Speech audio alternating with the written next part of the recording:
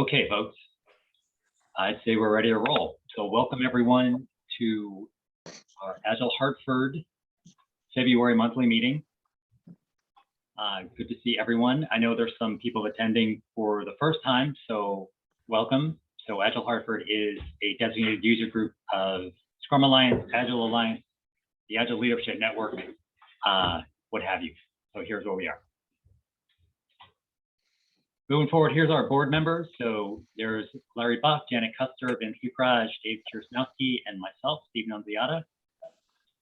And we'd like to welcome our newest board member, Christine Rosnicki, who works at Travelers, I believe. So she will be coming on board and helping us out. So welcome, Christine. So at the close of the meeting, as usual, we'll send you a brief survey, and just please let us know what you thought of tonight's event, how we could improve, share us your thoughts, what you'd like to see. We'll also include links to our 2 upcoming March events, which we'll get to here in a minute. So as always, we sincerely want to thank Eliason Group as our gold sponsor for this event and all of our past events. And so with that, let me turn you over to Rich Thompson for a brief word on Eliason. Thanks, Steve. Good to see everybody. I see a lot of familiar faces in the crowd, but for the new faces, so my name is Rich Thompson. I'm the branch director for Eliason's Connecticut office. We're a strategic consulting and talent solutions firm with expertise helping our clients within the Agile space. So we offer advisory, training, coaching, as well as team, helping them fill out the members of their team as well. So really appreciate the partnership with Steve and the rest of the folks from the board. And it's been great work that you guys have done to keep the Agile community together virtually here. So we're very appreciative of our partnership with you guys, and thanks again for having us. So if you're an Agilist looking for work, or your organization's going through some Agile challenges, we can certainly be of assistance, and feel free to reach out to myself or Diane Hiller, who I believe is on the meeting as well. Love to talk to you. So thanks, Steve. Thanks, everybody. Appreciate it. Thanks, Rich. Yep. So what's coming up? So I alluded to our March meetings. We have 2 great meetings coming up. March 2nd, we have a lunch and learn with Mike Burrows. Mike is actually based out of the UK. So we're going to talk about leading and transforming with outcomes. That is at noon Eastern time, 5 p.m. UK. So that should be a great event. And also March 23rd, Cheryl Kruppi will be with us talking about supersizing your safe journey. Both of those events, the Eventbrite is now open. If you're interested in signing up, you can just go out there to Eventbrite, search for Agile Hartford. Also, I'll send you out a link to both events at the close of the meeting tonight. April 6th, we have Sally Alata joining us from How Being Bold and Leading with Love Helped Me Make a Global Impact. This is a talk she gave, I believe, at Agile Austin's event, I believe the past year. So that should be exciting as well. So look forward to those events. And without further ado, a gentleman who's been part of Agile Hartford from the beginning. So our good friend Eric Jaeger is here to talk about Kanban more than just the board. So Eric, I am going to turn it over to you. Thank you. Let me see if I can figure out, get the share working. There's Zoom. Which screen are you on? It's exciting. I haven't done one of these in a long time. I definitely haven't done one from my basement before. So, but the commute was awesome. There you go. All right, and it didn't mess up. Let me make this bigger so make sure I can see everybody's face or their picture of their face. I hope you folks are hot on your mute button tonight, because I am really hoping to have some conversation. When it comes to slides, my slides are more minimalistic than Hugh Jackman's House in the Hamptons, if you've ever seen that. So for me, they're basically like user stories. They're placeholders to have a conversation. And that's what I hope to have tonight. So more than a board, being edgy, I'm going to promise you right now that you are actually not going to see in that theme. You're not even going to see a board. So if you're hoping to see your board tonight, I apologize. And, please exit quietly if you need to. But we're not going to do that because I feel that I think that's what everybody that's what the purpose of the title of this is. Everybody focuses on Kanban being a board, and there's so much more to it. And you can take classes about that half a day is spent on board design. So we're not going to get into that. If we have time at the end, I'll be happy to answer some questions about stuff like that. But I really want to focus on the actual core drivers behind Kanban. Before we do that, let's see if my remote is actually working. Ta-da. So why am I here? And by I mean you. So just to kind of gauge what your experience level is, what your interest level is, I'm going to ask you to enter in. There are 4 options here. And I'm holding up 5 fingers, sorry. 4 options. So you can put into the chat once you see them all where you're at, so we can kind of gauge a little bit of experience level folks, and it'll help me kind of figure out how deep to go on certain things and maybe not so much on others. So why am I here? First, I'm Kanban curious and I just want to learn some more. 2, I have a basic understanding and I'm hoping to reinforce that, pick up a couple things. 3, I have implemented Kanban systems in the past. I want to see if there are any new aspects to learn about because I learned stuff in the past. Josephine, do you have a question or is that a high five? I'm not fully Zoom literate on emoticons. Oh, I was trying to type in the chat, but I was sorry. I wanted to understand when is the best time to use Kanban? We'll hopefully cover that. So I'm going to mentally park that, Okay. and we'll see. Hopefully this covers it, and if it doesn't cover it, you hunt me down. Okay, thank you. And finally, 4, you're also from Weathersfield, and you just want to support the guy, the formerly local guy. That one's for you, Ben. So put your number in the chat. Let's see what we get for numbers on that. Where is the chat? There it is. I got to break that out.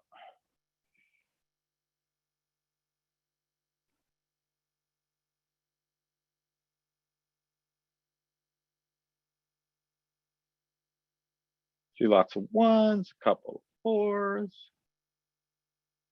3s. All right.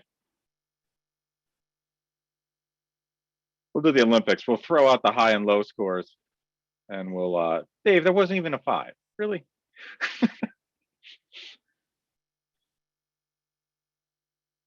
We'll send you to the doping panel. See what you've been eating.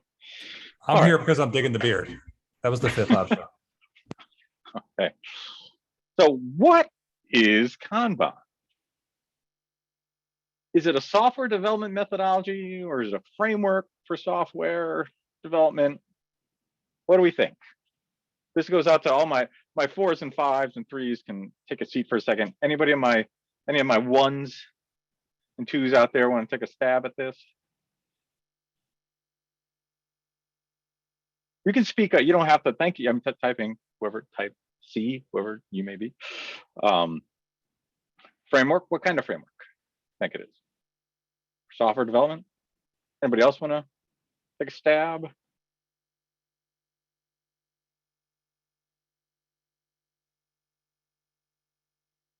All right. Well, survey says neither.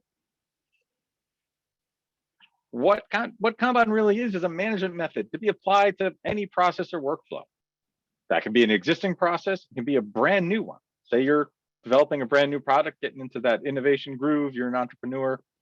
You can use it for that as well. Doesn't have to be something that's existing, but these are principles and practices that we're going to talk about. Can be pretty much be applied here and there and everywhere. But first, we got to go back historically.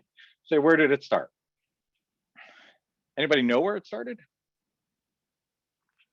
Toyota or something like that? It definitely draws on pretty much everything. It draws on the work that was done at Toyota through the 40s, 50s, and 60s. But actually, Kanban being applied to thought work or knowledge work, manufacturing type things, started with the famous Blue Book here by Mr. David J. Anderson. This was originally written and published in 2010. Although the practices had been in place for a much longer than that. In fact, the first team to actually apply the Kanban method to, again, non-physical deliverables happened to be at, does anybody know? And even for some of my Agile Hartford folks who took a Kanban class with me. Anybody remember? Bill Barton put in Microsoft. That is correct. Start with the XIT group at Microsoft in 2004 was the first actual implementation of Kanban. So it's not that new jazzy silver bullet. So this is, they say the seminal work. If you want to go to the beginning, start here.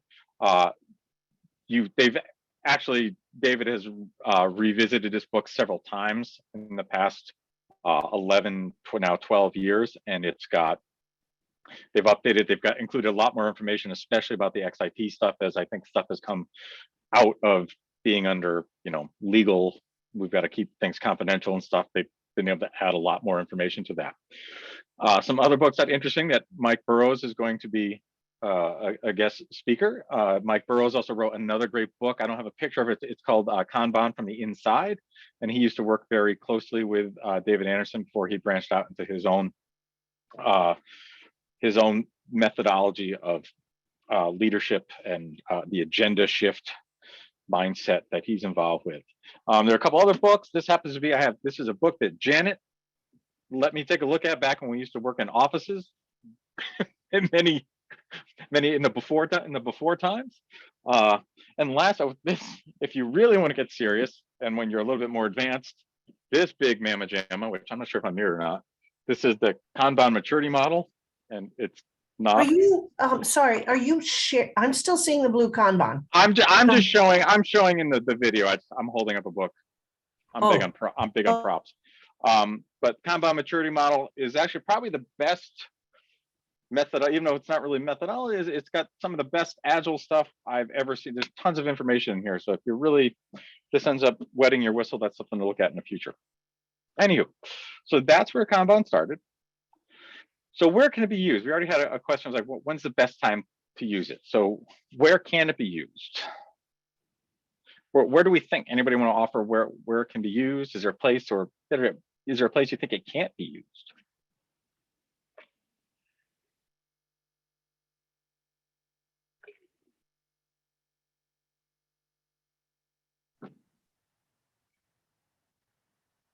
Am I fogging the glass here? Come on, somebody. Oh, we're getting stuff in the thing. Anywhere, nice.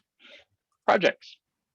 So it really can be used pretty much anywhere where you have a workflow, some kind of process, and you definitely want to improve it. So we are definitely seeing uses of it in all across the board. Now, obviously, it started at Microsoft XIT because David was working at Microsoft, and the guy who's running the XIT group had been reading David's blog, and they got together and started collaborating on how he could help this guy improve his group.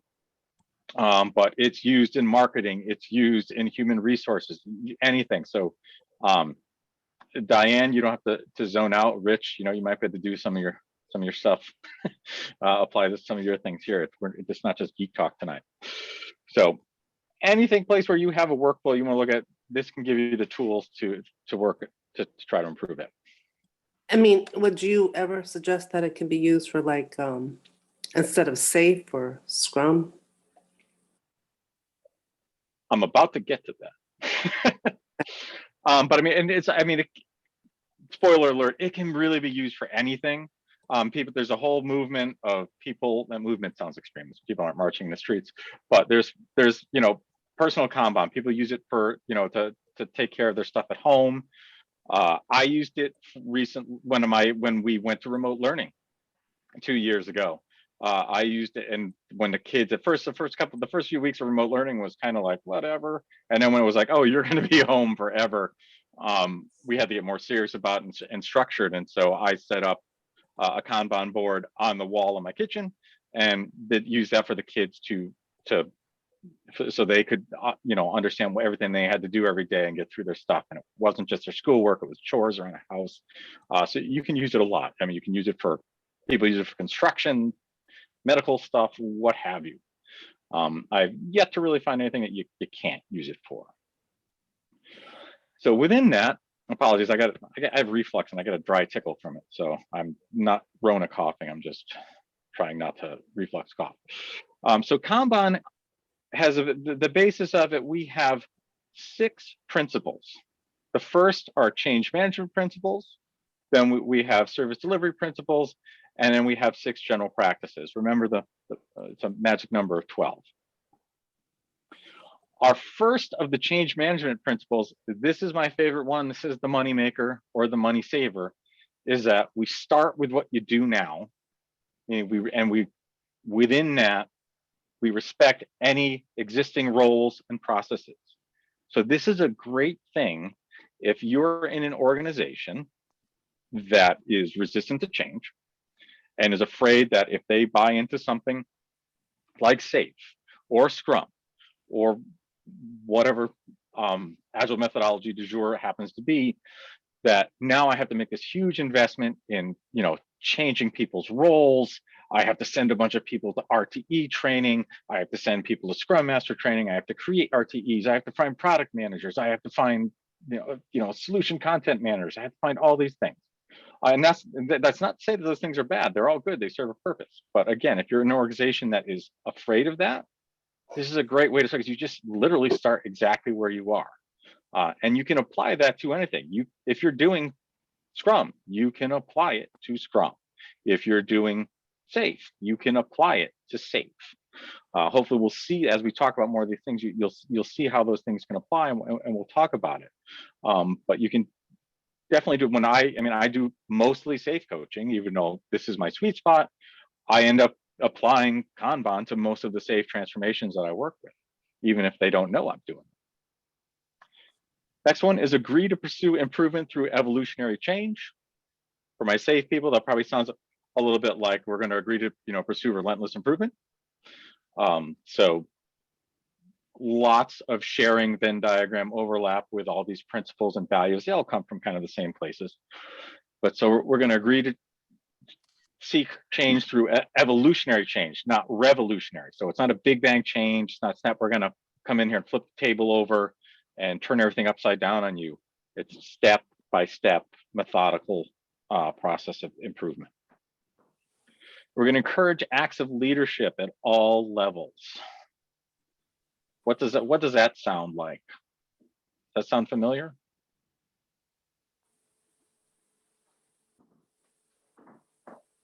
Anybody? Somebody in the back row? Cheap seats? Sounds like self-organizing teams. Yep. Same thing. We want, and with that, what do we want people to take, it's not just leadership, it's an aspect of that. We want people to be invested. We want them to take ownership of everything. So whether it's, somebody like I started off as a lowly QA tester, all the way up to executives. We want people to be invested throughout the entire process and feel like they're a part of it and step up and take the lead on these things. So now we move on to our 3 service delivery principles. First one is understand and focus on customer needs and expectations. That sound a little bit like customer centricity that our SAFe friends talk about, or I'm a SAFe friend, we SAFe people talk about. Again, you can't help your customer if you don't know what they need and what their expectations are. If they tell me that they want a car and I just go, okay, whatever, I get you a car. Well, I didn't bother to find out. Did they want a passenger car? Did they want a van?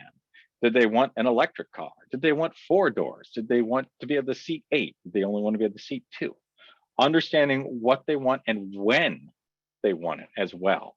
It's like, great, yeah, I can get you a car. But nowadays, how long does it take to get a car these days? A while, that's correct. So understanding delivery windows and all that stuff, what their expectations are across the board. Got to know that. Manage the work, let people self-organize around it. We've just talked about self-organizing teams. what do we think that really means by managing the work? Anybody want to take a stab at that? Understand where the work is and if there are impediments that would prevent the work from progressing. Have a backlog. A little bit. More about, you know, I think I'm sorry, I didn't see the name of the first speaker. Understanding, you know, what the work is. Like, we're going to focus on the work. We're going to focus on, is the work getting done? We're not going to be directive in micromanaging the team again. We want the people to organize around it. We hire smart people, hopefully. Most organizations do. So if you hire smart people, don't micromanage them. Let them do their thing. And if you're a leader, you do your thing. And we focus on everybody doing their own jobs and how to get the stuff done. And then we look at how the work is proceeding. And then we can make improvements around it. Then we're going to regularly review the service and its policies in order to improve outcomes. Now, this is the word service here. I haven't described that yet. Service is basically the way Kanban describes whatever it is you are delivering to you are providing a service to your customer. That might be something physical that you produce. It might be that you provide a certain type, you provide, you know, it might be a software thing that you produce for them. You might be delivering marketing materials. Like people who write promotional materials for books or what have you. Whatever that happens to be, that is your service. So we're going to regularly review these things to see what we're doing, what our outcomes are, and how can we improve that. And we're going to talk about how we'll get into how we actually do that review. Any questions so far? Those are our 6 principles of Kanban. Next, we're going to jump into the 6 general practices. Anybody, just because I worked so hard on putting animation in my cheesy slides, anybody want to, before I wow you with them flying in, anybody want to take a guess at, can you think of what maybe a general practice of Kanban might be? Since there's things you probably know about, and we've already eliminated some stuff in the principles. So what do you think might be a general practice?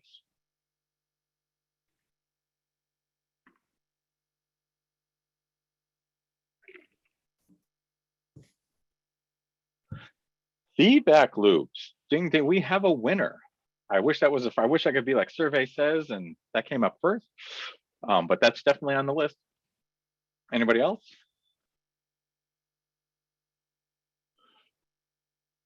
Visualize a workflow. All right, we've got some pros in here. Limit WIP. Oh my God, I might as well just take a seat. I don't know if I need to even do the rest of this presentation. Golly. Cool. Well, I think we can move on with this and see folks. So visualize. And we're gonna actually, each one of these gets their own slide. So we're just gonna go through this quick. Visualize, limit WIP, manage flow, make policies explicit, implement feedback loops, improve collaboratively, evolve experimentally, making me say as many double L's and Y's as possible. So onto the first one, visualize. How can you keep track of your work if you can't see it? In order to collaborate with full transparency, you must be able to see what you're working on, who is working on it. If we're able to visualize the work, what does that prevent from happening? What are common pitfalls that happen if you don't visualize your work?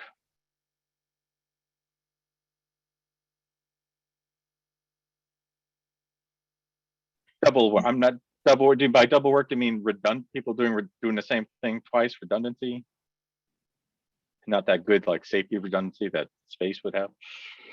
Miswork. Yep, something could fall off the table, as it were. Yep, keep working. Okay. You could be getting behind and not know it, so you can't correct. What's one of the most common problems that happen? It's an anti-pattern, my least favorite anti-pattern. That happens I'm sure several of you work in Scrum.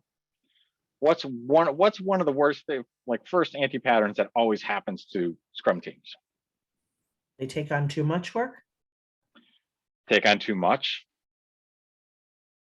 What's that? What's another pesky demon?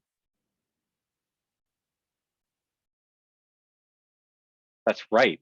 Hidden or unplanned. Like people, they're working on something that it's not on, that they don't have it listed. That they may have stories for all this and that, but Mr. Nunziata came up and was like, "Hey, I need you to do this thing. How about you do it for me?" And so they're working on stuff that wasn't planned.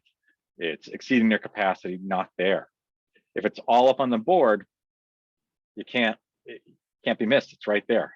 It's unbelievable how much people don't realize that when you actually put I know I'm not doing boards here, but when you actually put the work up and let people see it, all of a sudden they're like, golly, I never knew we were working on so much stuff. So surprise. Limit work in progress, or WIP. There it is. There's been earworm in you. You'll never forget that. Everybody who took a class from me has that. So think of that every time somebody says WIP. So we describe the amount of work that's active in our system.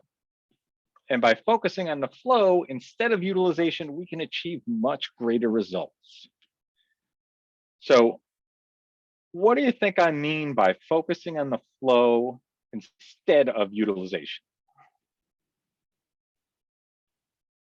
What's the devil in the details of that kind of dirty word, utilization?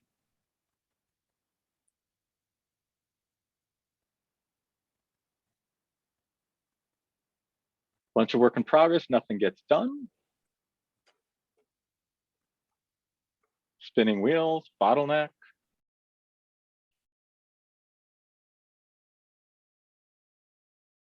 Making sure work is moving, continuously moving forward.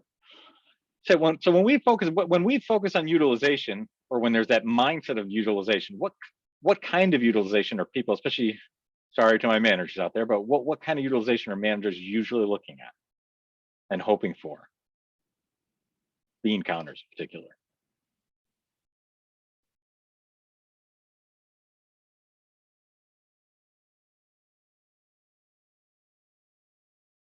Anybody?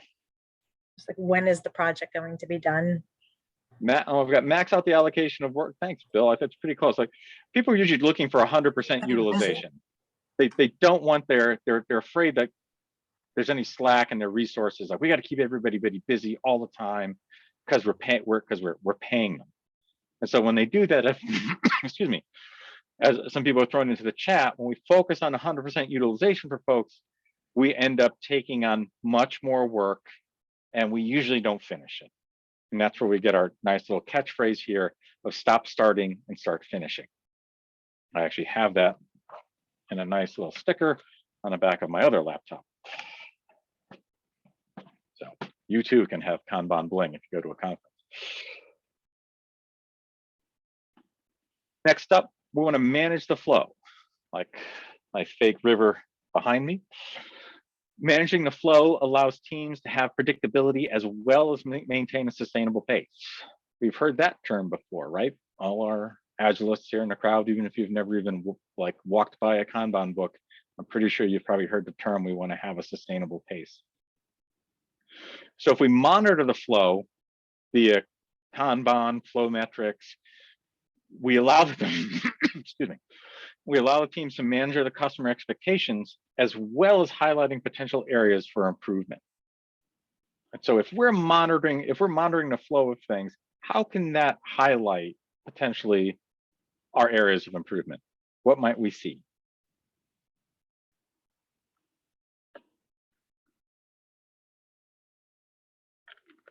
And you don't have to type in the chat. Feel free, you can pop up. This is a well-behaved crowd. You can pop off the chat and just pop off mute talk.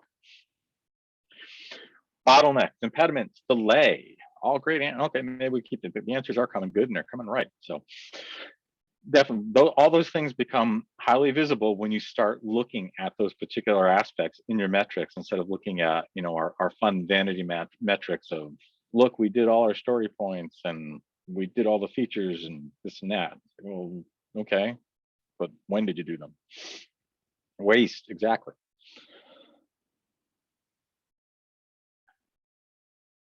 Make policies explicit. I've never been a fan of that word. It always sounds kind of dirty. So keep them clean, but everyone needs to know the rules of the road. So we got to make sure everybody can see them. Some examples of policies, again, before I wow you with my dynamic animations, anybody want to take a stab at what might be some policies that we might have on our Kanban system?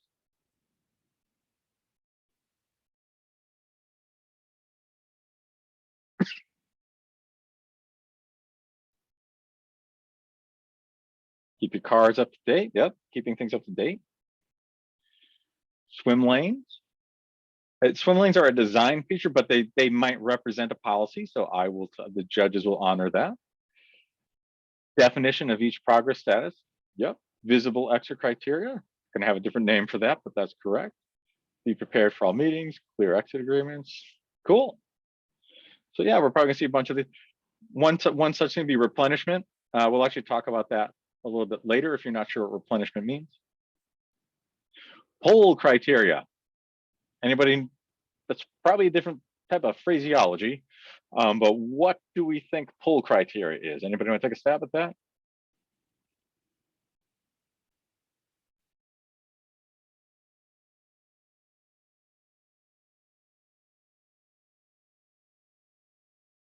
When an item is ready to be worked, we had the exit criteria, so it's kind of like almost like a definition of done or a definition of ready for that you would have on each column on your Kanban board. So that's when we know something is clear to be pulled. WIP limits, obviously, we're going to have that's a policy of what can anybody explain how a WIP limit might be a policy? I almost spoilerized it.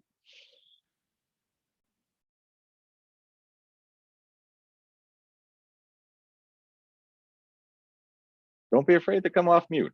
It's good to hear another voice other than mine.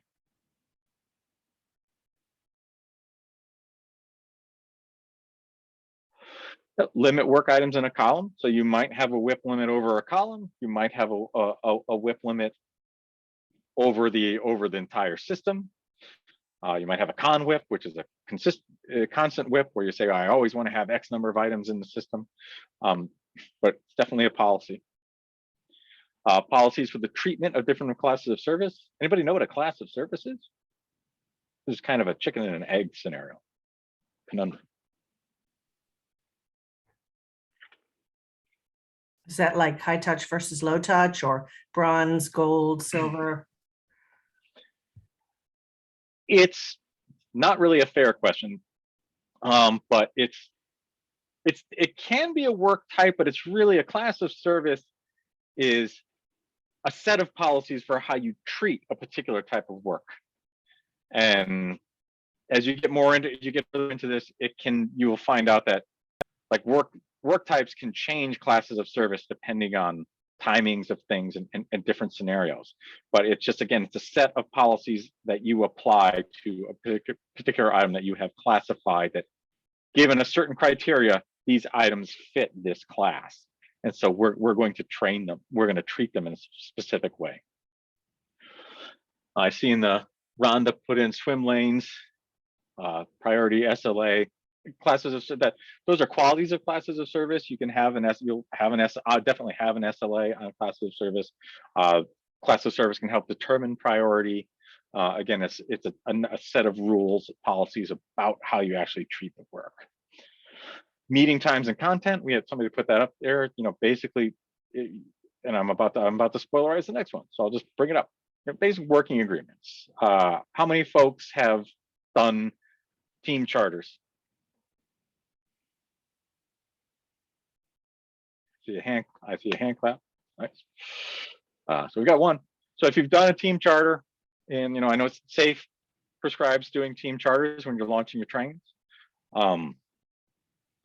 The team charters have been a practice, and like Scrum has done it for a while too, even though it's not necessarily prescribed.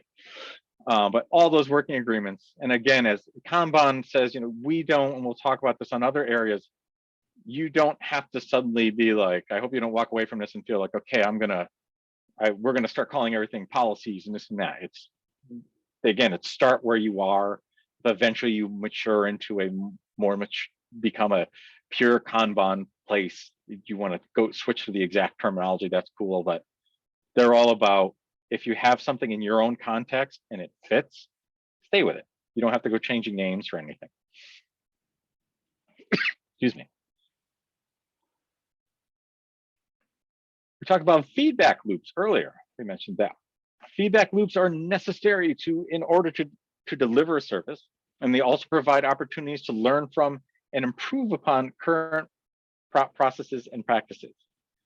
Oh, I'm sorry, you know what? I forgot to mention something about the qualities of, when we go to, when we talk about policies again, you don't want to over policy, but you don't want to give yourself too many rules. They should be sparse, some of the recommendations, meaning you don't need to make a rule about we only let Janet go to the bathroom at 2:15 in the afternoon and 8:15 in the morning. So that's a lot of limited whip. We don't need those kind of constraints in our life. So don't do too many policies. They should be simple, again, because you're more like they're going to be up visually where you can see them, whether it's on your Kanban board or it's on whatever portal that people step through virtually every day to go about work. You want to keep it simple so it'll all fit and people don't have to read a treatise on everything that they go through. They need to be well defined, visible. I just said that. Always apply. We don't want to make exceptions to it. We build policies around making exceptions for certain things, but we don't want to say like, oh, I can skip these policies. So everybody needs to honor them. And again, they should also be readily changeable by those providing the service. So again, let the folks self-organize. If the teams feel that they can change policies, they can do that. Sorry, I wanted to make sure I covered that. I skipped ahead. So our feedback loops, we're delivering a service necessary in order to have the delivery, because obviously we need to coordinate what we're doing in order to deliver it, but also provides us the opportunity to learn from and improve upon our processes and practices. So what might be some feedback loops, and I guarantee you're doing some of them now, regardless of what you're practicing. Kanban hasn't really invented too many new ones. So what you think? Daily Kanban or daily stand-up? Yep. Retros, conversations with stakeholders. That, again, and that might be in a demo or something. That's feedback. Backlog grooming. Again, those are conversations. It might be. Sorry about this. Post-mortem or retrospective. Post-mortem is the darker aspect of retrospectives. Operational reviews. Yep. All these different things. And feedback loops might also be your metrics. That's what you're going to observe. Like, we're harvesting data. Hopefully if you end up using some kind of, and you don't have to have tooling for Kanban, but if you do, the tooling things allow you, usually make it a little bit easier, a little less legwork to gather metrics. But so you can have you can have automated feedback loops with metrics, like things like whip limits going red if you've exceeded your whip limits, or if things are you have too many delay, you can say like, oh, this thing's aging out in this particular column.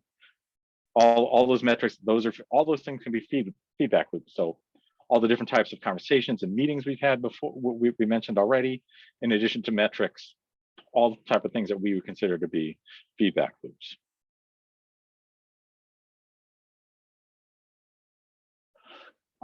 Kanban general practices: improve collaboratively and evolve experimentally. Now, I just lifted this straight from the Kanban guide, which is a nice, wonderful marketing thing that the folks at Kanban, or the Movius group is the think tank parent group of all the Kanban organizations, because I couldn't think of a better way to paraphrase this.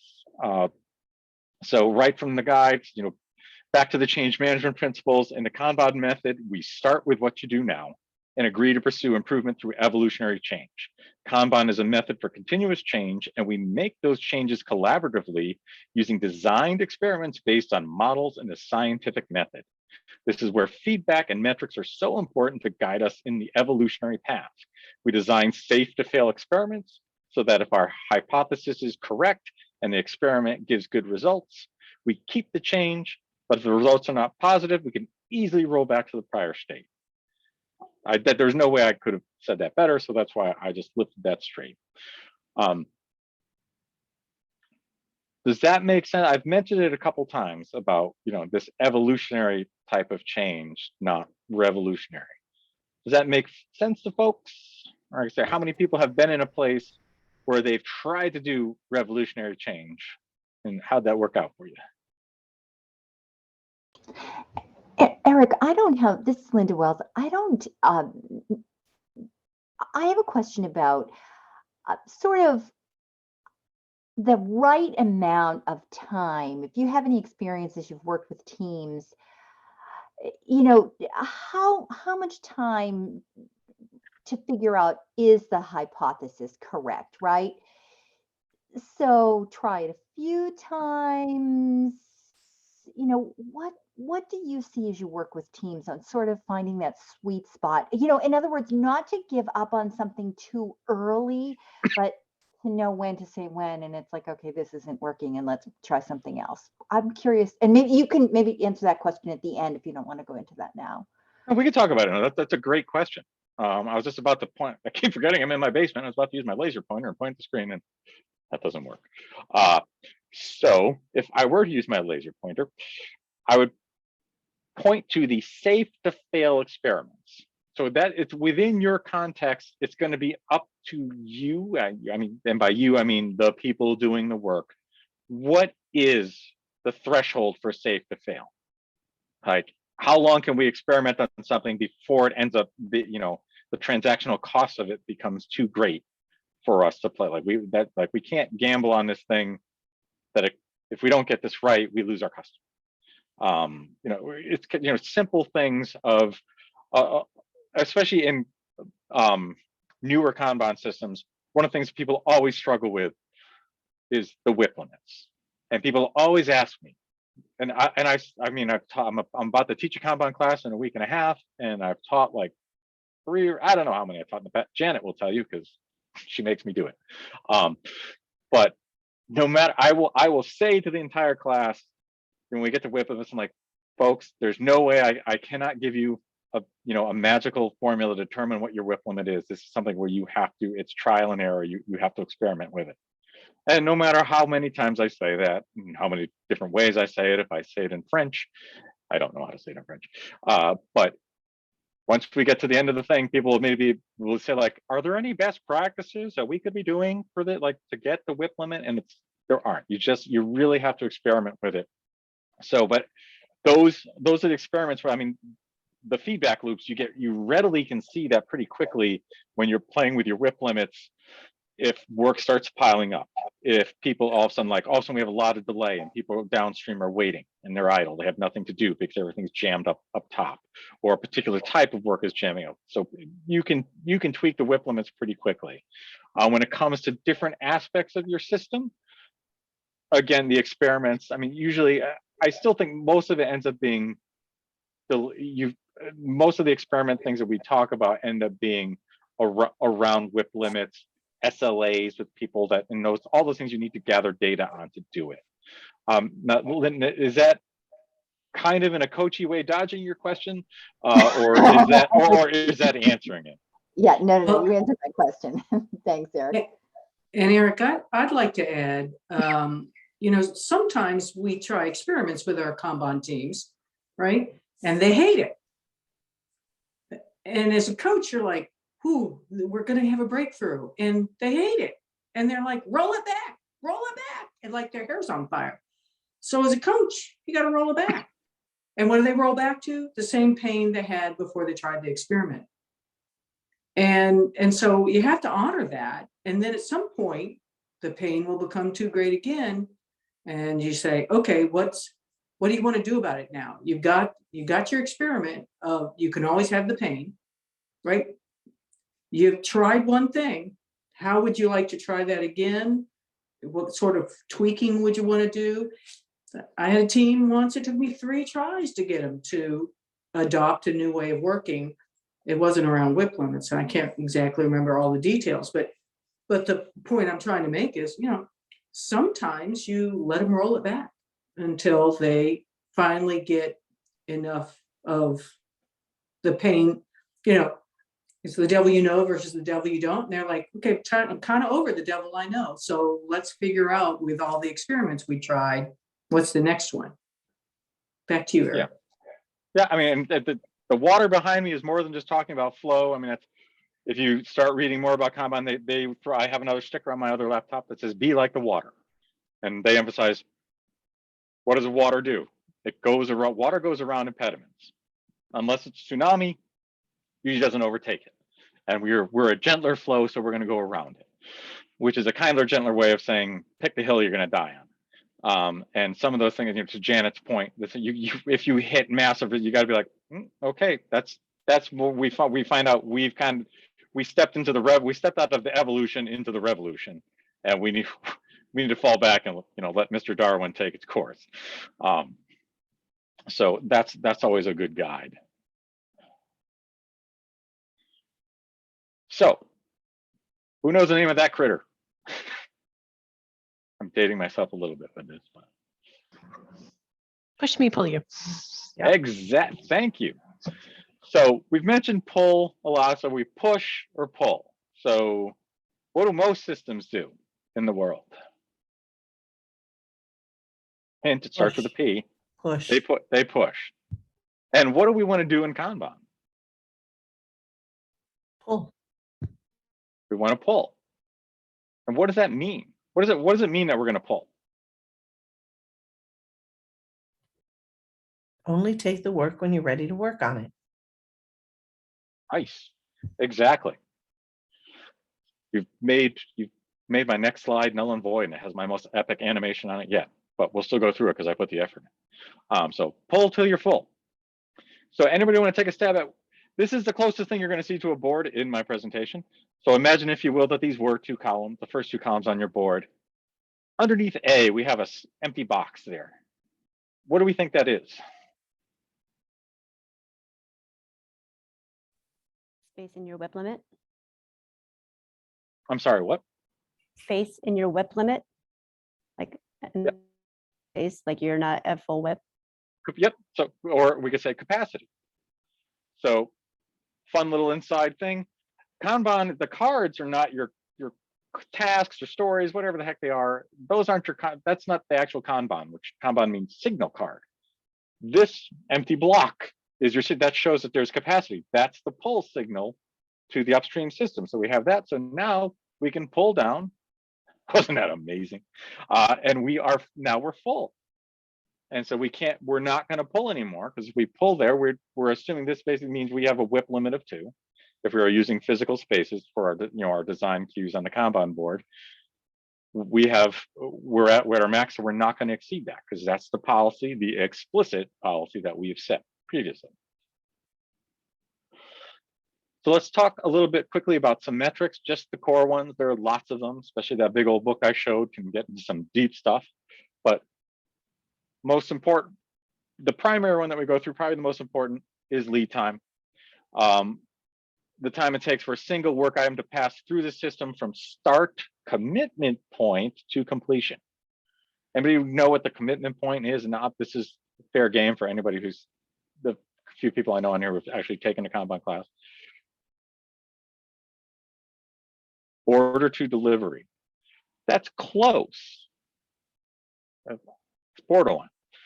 So in Kanban, we have a whole tier of commitment from both sides. So this is not, there's end-to-end lead time, which we're not really getting into. This is more about within your service, your system. So the commitment point is where you agree to, all the due diligence, most of the due diligence, probably not all of it, but we determine what the work item is going to be, what the work is, what the order is, whatever the case may be. This is the thing that's going to be done. We know that, and we're going to do it. And the customer, whoever is receiving it, has agreed to, they're going to accept it. Not me, I mean, this obviously has to be done and meet their criteria, but when we're done with it, they're going to take it, they want it. So what does that help us avoid doing? By having that fantastic commitment point, we try to avoid discarding work after.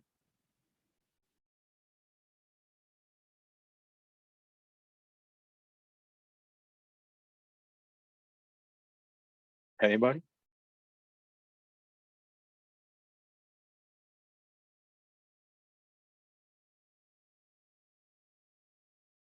All right.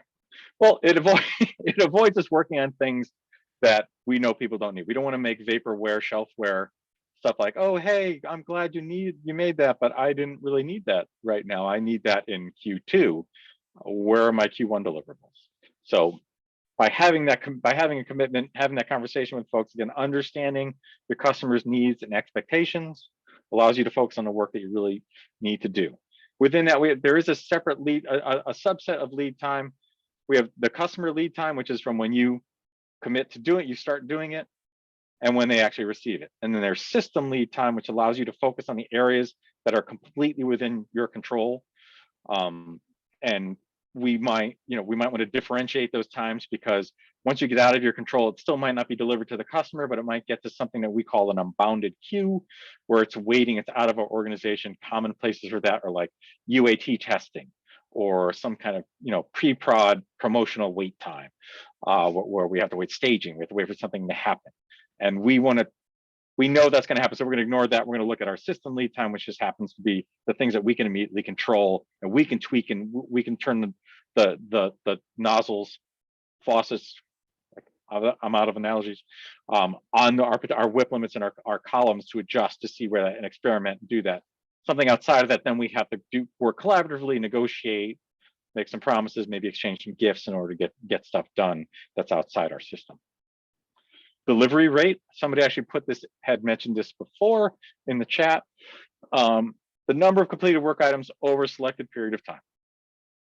For instance, it might be tasks per week, it might be stories per week, applications per month. That means like maybe you are in HR and you process a certain amount of applications, that kind of thing. You're a recruiter, you have to make sure you how many calls do you make during a week, cold calls do you do, all that kind of stuff. Anything for a particular window. We're saying here a week, might be a month. Again, if you're applying this to an existing context, more than likely people in software development are going to be applying this to Scrum, or Scrum within SAFe, which means more than likely you probably have a 2-week kind of reflection cycle already. So you might want to start looking at what do we do per week, per 2 week, for our iteration, and look at that way. And you might start looking at it slightly differently than, even though it's similar to velocity, when you start applying different aspects, or you might start looking at it slightly differently, but you can still call it that. Again, we don't have to change the names. WIP, already talked about WIP quite a bit. The work in progress, the amount of items in the system, or a defined part of it, because you might want to isolate as we're looking for improvements, and we start to see delays in the system.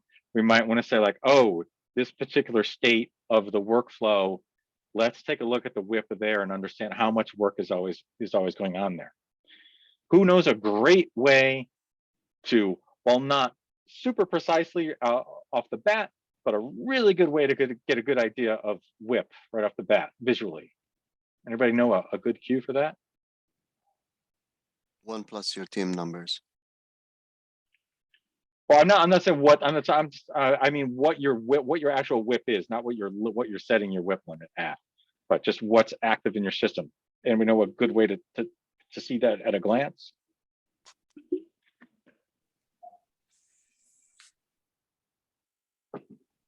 It's colorful, or can be.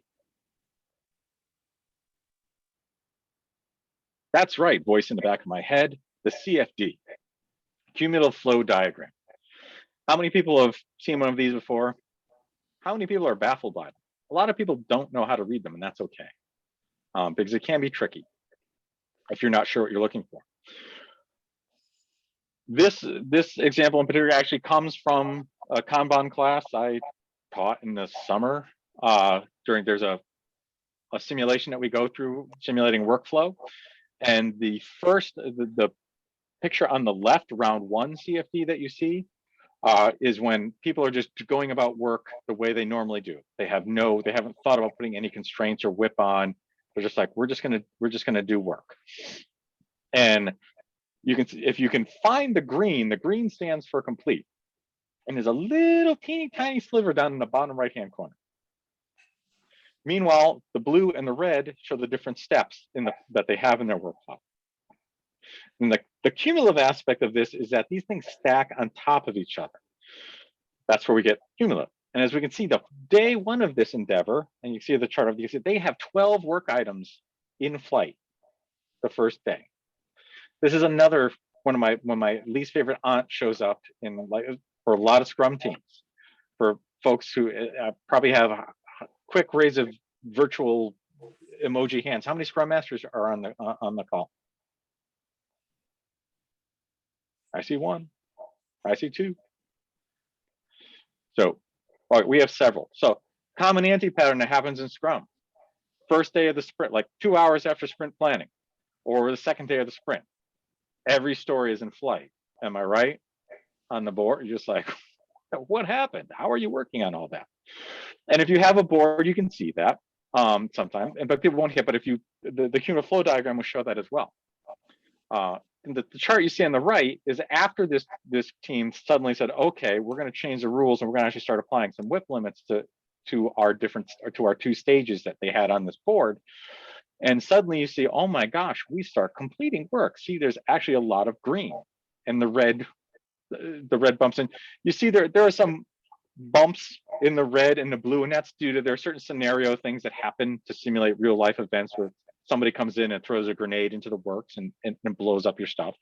So that's what that kind of thing represents. But those are real life things. So learning how to use a cumulative flow diagram and being able to look at it is a really super tool there to have. And they can be confusing if you take you take an in-person Kanban class, you're going to hand draw one, and that's when you really learn how to do it. Because when you make a mistake, it goes completely kerfuffle. Cadences. This is, we talked about feedback loops earlier. So again, Kanban also has cadences. We've actually mentioned most of them. I'm going to talk about, this is maturity level 1. That's what Kanban is referring to, other states. So these are the expected things to happen if you're a basic maturity level. You've become out of what they call the oblivious state. Basic maturity level. We're going to have team replenishment. Anybody want to take a stab at what team replenishment is for?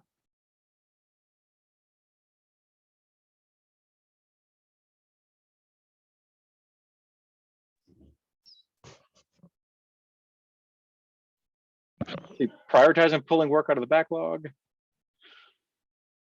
Denise, were you about to speak? I was going to say refinement.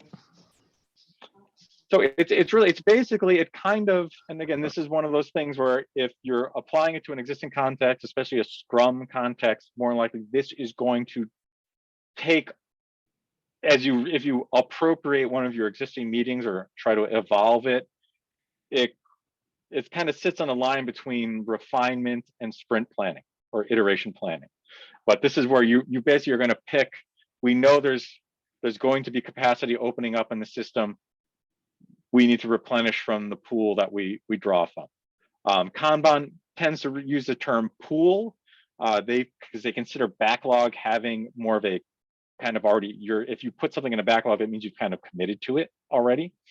So if you hear somebody like me or someone else say like pool, it's like you pull from that at whatever the given interval that you've adopted for that at that time. And replenishment might be, again, if you're doing Scrum, more than likely you do it, you're going to start off doing it just like you do now, probably on a 2-week basis or whatever length your iteration happens to be. And eventually you might mature to where it becomes automated. The folks, if you read about the first group that did it, XIT at Microsoft, they ended up instituting an automated replenishment system but that fit their context. It might not work for everybody that way. But again, you'll find what fits for your context to experiments. Your team Kanban or daily stand-up, again, you don't have to immediately go out tomorrow and be like, we're changing the name of our stand-up. It's now the team Kanban. It's whatever, it's the morning get together, the afternoon chit chat, the work status meeting, whatever happens to call. Again, 0 entry. We don't want to confuse people. Hi, Kitty. We don't want to mess anything up for people. But if you take anything away from tonight's meeting, other than Janet's cute cat, this is something I'd like you to take away from. Best way, especially if you're doing Scrum, to make your stand-up more efficient. What's the most common way to run a stand-up? What do we do?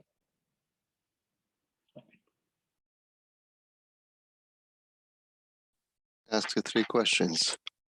The 3 questions. I would like to propose to you right now. You can write your 3 questions up on a piece of paper. Throw them away. That wasn't as dramatic as it should have been because I used blue. But get rid of the 3 questions. If you have a Kanban board, you have a Kanban view, you might not even call the Kanban board. So here are all our stories. Look at the board. Go from left, go from right. Whatever story happens to be the furthest right, meaning closest to done. Start with that, and ask everybody what's going on with what's going on with this story, this task. We don't want to go by individual, because what happens with the 3 questions is people can hide, and they'll be like, so what'd you do today? And Steve will be like, I was working on story 378, and I did some unit testing. I expect to wrap that up maybe today, and then tomorrow I'll be getting to the actual coding, and then I'll be doing some peer review. And they'll say that, and people will say that for 3 days in a row. And you're like, is anything happening? Or they'll just say all that. So we step away from that. We depersonalize it. We say, what do we have to do today to get this story closer to being done? And then we march through that, right to left across the board. Maybe not everything, depending on what your board is like, how many stuff. But you go through that, and then you'll also notice, has anyone not spoken? And be like, Dave, you haven't said anything. Are you working on something that isn't on the board? And he's like, oh, yeah, well, Vin asked me to do this thing, and he's got that suit and tie, so I feel like I have to listen to him, and so I did it. I'm like, well, Dave, that goes against our policies. At least put it up on the board. Let's get no hidden work. So if you go through your stand-up like that, people can't hide work. People can't hide themselves. It all comes up. The 3 questions provide too much camouflage for people to hide behind and for work to not get done. So try that out. That's something that you can, that's one of the actionable things. You may not be able to design an entire Kanban system tonight, but feel free to try. But you can change the way you do your stand-up tomorrow, and I bet you'll see great results from that. And the team retrospective. Many of you are probably doing retrospectives already. Again, at whatever interval you're currently doing them, try that. And again, one of the experiments you'll go through in this stuff is figuring out, is this the right timing for this? Do we need to review our policies? And that's something you do in the retrospective. Like, hey, folks, are we not accomplishing any of the changes that we set out to do in our retrospective? Are we not seeing results? Things aren't getting done, or we're waiting too long to see if anything's happened to be able to take action on it. So maybe we need to talk more often about this. So again, those are the kind of things that you'll bring up in those feedback loops to figure out what's the timing for all of these. And with that, I will now proceed to cough myself onto the floor. We are at the end. So I didn't put this up before just in case you hated me, but if you liked what I've had to say, that is the link to my LinkedIn profile. Feel free to connect if you want to jabber at me some more. I don't know how much more time, Steve, what we have for time, if we have time for more questions or if we're up against anything. We could take a question or two if folks want to stick around for that. So it's up to you, Eric. I'll be happy to take a question, or people want to reach out. Folks have been a little shy. If you feel better reaching out on LinkedIn, asking me a question, be happy to do that. I have a question. So how would I use this in SAFE? That would have been really cool if I could have talked while I was actually taking this. Well, first of all, does not SAFE already call out in specific places the use of Kanban?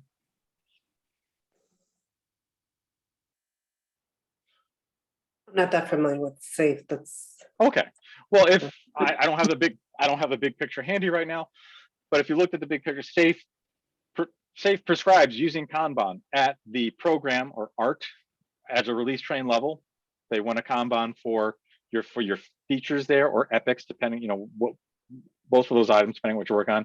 If you're in a larger solution or at the portfolio level, again, epics they prescribe them going through a Kanban, using that to manage it. Again, and at the team level, you can have Kanban teams in SAFE. colleague, Mr. Sesko, who is also quite the Kanban man from Travelers. Travelers has a ton of Kanban, or at least they used to. Travelers are actually pretty influential in getting SAFe to add Kanban to the framework. So you can have Kanban at the team level. But if you step back and think about, so if you're doing SAFe, you're probably doing Scrum. What are some of the things that we've talked about tonight that we could apply to our Scrum teams without really, we're not blowing anything up. We're not going to be going against the Scrum guide by doing any of these things. What are a couple things we might apply from the general practices? Bill just put WIP in the chat. Put WIP limits on there. Like, what's the point of having all your stories open at one time, folks? Let's focus on, it's like, Steve, you can't really work on 3 stories at once. How about you work on 1 or maybe 2? Maybe content, sometimes you have to wait, or you hit a wall, you can't do that. So you might give people, say, you get to work on 2.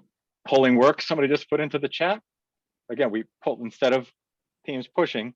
Now the Kanban purists will claim that they say that sprint planning is kind of a big push. I kind of look at that from the glass half full side and say, well, it's also a bit of a kind of an emerging WIP limit where you say, like, this is the amount of work that we know we could do in a sprint. So it's kind of a constraint WIP limit in that way. So I still look at it as it can be a pull as well, or a push. But those are practices that we can start doing. Looking at your lead time, SAFe has gotten very big on appropriating flow metrics. A lot, if you went to more, if you take a Kanban class with me or with Bill over at Travelers or some of the other folks who teach Kanban, you're gonna get into a lot of different flow metrics and things, and they're all basically the same. SAFe is calling them different things. I'm not sure if that's because they decide to choose it or they source them from a slightly different place, or Kanban. A lot of the flow stuff comes from Mr. Reinerson's materials, and so everybody's adopted those, and they've tweaked the naming a little bit because they want their own branding and phraseology in their stuff. But so a lot of those things can be applied, and SAFe is using all of that. But you could also use it for when you're launching your train. You can be like, what are the things you have they give you the SAFe, the ART launch checklist. I'm going through this with a group right now, and so it's like we just put that up on the board. These are the things that we have to do to launch the ART. So you can pretty much apply it to anything. Sound good? Yes, thank you. Any other questions?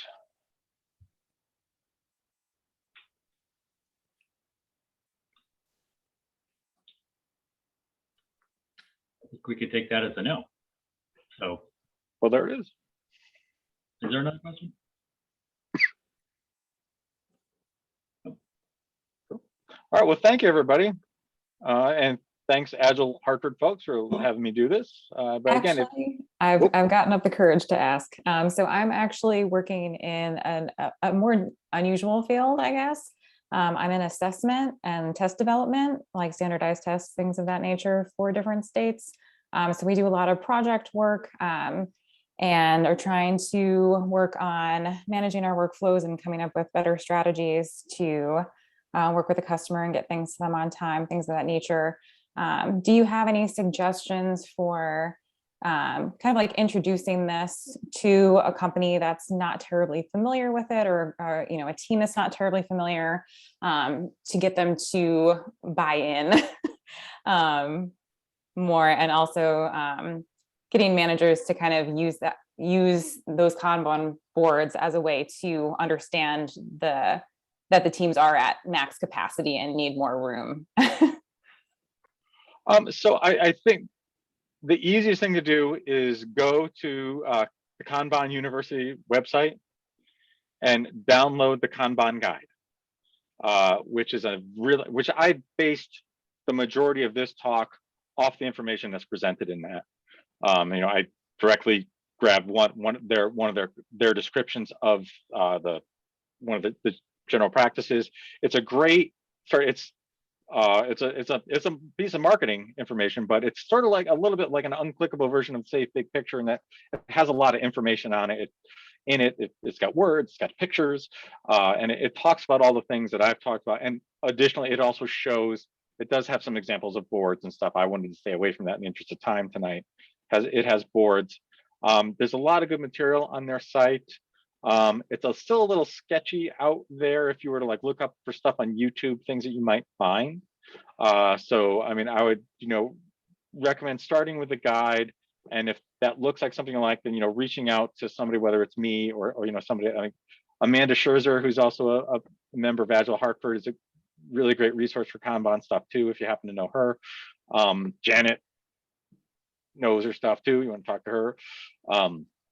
But reaching out to somebody like if you need to. But I mean, I would start with the guide. I encourage everybody to go to it. It's you can download it for free at Kanban University in PDF in a couple different formats, and it's a great thing to start with. Eric, I think you said earlier too, a good place to start is just visualize your workflow. Just take your process and put it up on a wall. That might be a good one as well. Yeah, I mean, and that in the guide, they also get into things that's called STATIC, which is an acronym for the Systems Thinking Approach to Introducing Kanban. And that is a step-by-step process that, somebody like myself would walk a group through, and you don't have to have somebody like me to do it. But that's something, people can do, a good Scrum Master, anybody, a good project manager. It's a pretty self-explanatory process. If you look at it, it's described very well in Mike Burrows' book. Not so much in the Kanban book because it came after that. They do reference it, but it's on the website and it's in the guide too. They talk about it. But it's a 6-step process for implementing Kanban that's pretty self-explanatory and pretty basic. And there are parts of it that you can do stealthily. You don't even have to, like, if you think your group, again, be the water. If you think your group is going to be resistant to it, then just kind of do it on the sly. All right, perfect. Thank you. That's a great starting point, and I'll reach out in the future. All right. Well, we want to thank everyone. We want to thank Eric. We sincerely want to thank you for joining us. You should all have a survey in your inbox and also links to the 2 upcoming March meetings. So if you have opportunity to join us for our Lunch and Learn or for our usual monthly meeting, please do so. All the events out there, all the information is out there on Eventbrite. And we hope to see you again real soon. That said, good night, everyone. Thank you all for joining. Thank you, Eddie.